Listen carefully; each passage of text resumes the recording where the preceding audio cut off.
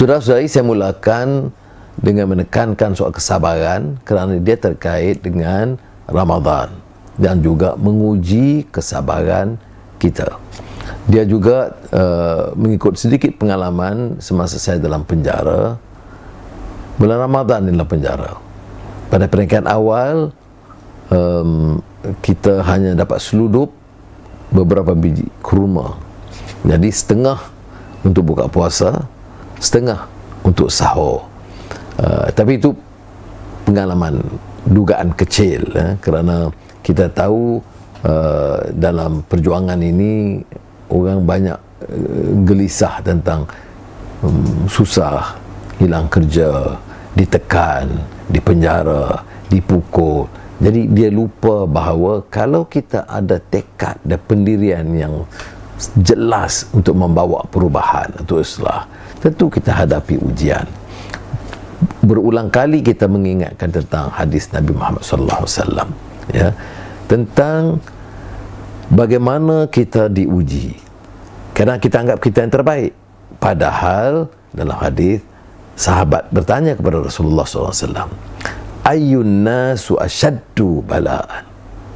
Di kalangan manusia ini siapa yang paling banyak menghadapi rintangan, ujian? Jawab Rasulullah, al-anbiya'u thummal amthalu fal amthal. Bukan kita. Ya, kalau ikut urutannya, yang paling kuat hadapi ujian daripada Allah Ta'ala ialah para Nabi. Kemudian yang mengikut, para sahabat yang mengikut contoh dan teladan para Nabi, dan berikutnya tabi'in hinggalah akhir ini. Jadi kita ini kalau dalam urutan itu paling kecil pun bahagialah kita.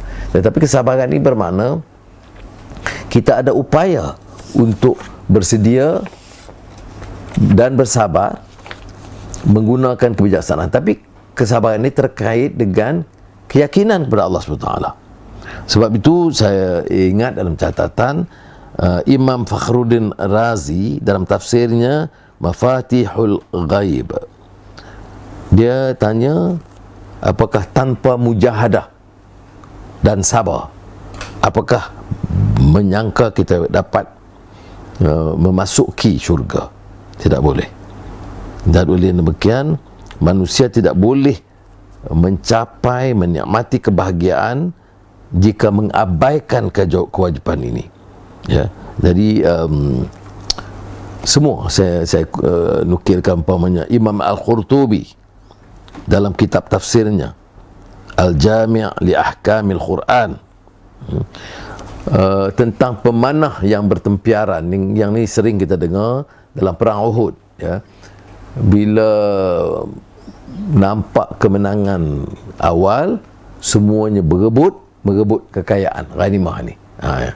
Ini pernah saya kupas dulu tentang ayat yang menyebut tentang bagaimana Rasulullah ditinggalkan dalam perang Uhud kerana dalam pertarungan awal menang, jadi sibuk nak cari jawatan, bukan jawatan maksud itu, ya, ghanimah maknanya harta rampasan perang. Kalau tiba sekarang ini ada jawatan baru, maka Islam itu dijadikan kedua. Dalam ucapan, dalam pidato kempen, dalam tazkirah, al-Islamu ya'lu wa la yu'la alaih, Islamlah paling tinggi.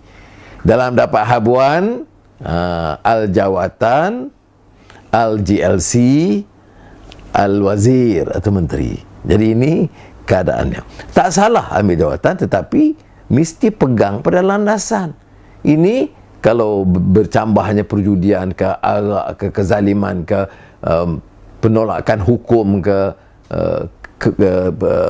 pengabaian masyarakat miskin, dan berlakunya jurang perbezaan, kesenjangan besar, semuanya menjadi kelu membisu. Jadi ada budaya bisu dalam politik kerana ghanimah, jawatan dan habuan yang berkenaan. Ini pesan Imam Al-Qurtubi dan Syekh Yusuf Al-Qaradawi, yang saya buku yang agak popular dalam bahasa Arab dan juga dalam yang terjemahannya bahasa Melayu, sabar, as-sabr fil Quran. Al-Qaradawi menukil semua ayat-ayat Quran yang bersabit dengan keperluan sabar, maksud sabar, dan ini juga diterjemahkan motivasi dan pengaruh sabar menurut Al-Quran. Jadi dalam kupasan disebut as-sabru an as-sabru an mushtahiyatin nafs, bahawa godaan sabar bukan sekadar ujian dan musibah, ya, tetapi tarikan keduniaan, ya. Ini kadang-kadang orang kata sabar ni hadapi dah tarikan keduniaan apa? Jawatan, ya, kedudukan, harta, kadang-kala kerana ini boleh memukau, ya, terus lupa dah ayat-ayat yang hadis duk baca selalu ni, dia jadi dah ringan dah, ataupun nak cari hadis lain lah pula, ya. Jadi kita kena ingat, ya, apatah lagi dalam keadaan yang sekarang. Tetapi satu perkara yang sangat menarik ialah kupasan Pendeta Za'ba, Zainal Abidin bin Ahmad. Ini seorang pujangga, pendeta, pemikir Melayu, tokoh bahasa yang terkenal, yang menulis pada tahun 1992 dalam majalah Qalam. Dulu kita kalau dalam tulisan bahasa Melayu, kalau dulu ada, kalau Google tengok majalah Qalam, itu di mana beberapa orang pemikir Melayu, penulis dan sastrawan menghimbau pandangan mereka. Za'ba ini mengupas pengalaman dalam Al-Quran, kisah Nabi Allah Yusuf alaihissalam yang digoda oleh Zulaikha. Jadi orang menganggap ini hanya dari satu aspek, tetapi saya nak baca apa dia kupasan Za'ba dalam hal ini. Kata dia, sebagaimana Nabi Yusuf alaihissalam telah berhadap dengan dugaan Zulaikha, maka apabila berhadap dugaan hendak memakai atau menggelapkan wang yang diserahkan dalam jagaannya. Tengok, memikir Melayu, dia boleh kupas kesabaran dalam dugaan itu dari pengalaman Nabi Allah Yusuf, termasuk soal wang, makan suap. Dulu bahasa Melayu lama ni, rasuah atau korupsi itu disebut makan suap. Saya pun ya fikir-fikir macam mana awal istilah itu makan mesti suap. Tapi di istilah makan suap bahasa Melayu lama itu maknanya sogokkan rasuah atau corruption. Jadi makan suap atau hendak mencuri barang orang dan sebagainya, maka hendaklah dilawan sekalian. Itu dengan mengingatkan bahawa perbuatannya salah, tidak patut dan tiada bersih. Kekuatan pemikir Melayu Za'ba ini ialah beliau mampu mengolah pengalaman kisah Al-Quran dan juga beberapa istilah, ya. Ini umpamanya tentang kesabaran, nafsu, termasuk makan suap iaitu rasuah, mencuri harta rakyat atau mencuri harta orang lain. Bila dia cakap soal kemiskinan, dalam penulisannya yang lain, Hamka, saya teringat sangat Hamka, mungkin dalam 1-2 minggu ni kena kupas Hamka pula. Za'ba dalam menulis kemiskinan, dia kata orang Melayu mesti hadapi masalah apa? Kemiskinan makan minum, kemiskinan harta, tetapi dia tekankan juga kemiskinan ilmu. Tengok, miskin harta, miskin ilmu, dan dia tambah miskin akal budi.